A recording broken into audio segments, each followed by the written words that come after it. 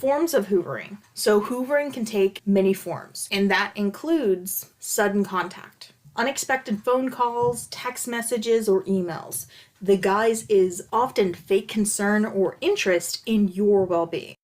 Promises of change. The narcissist might claim that they have changed, are seeking therapy, or had an epiphany about all of their past behavior and they are different now. Guilt trips. They may attempt to make the victim feel guilty for distancing themselves or ending the relationship. I've done so much for you. Love bombing. This is super common with hoovering. They often shower the victim with affection, gifts, or attention in an effort to win the victim back. Faking crisis.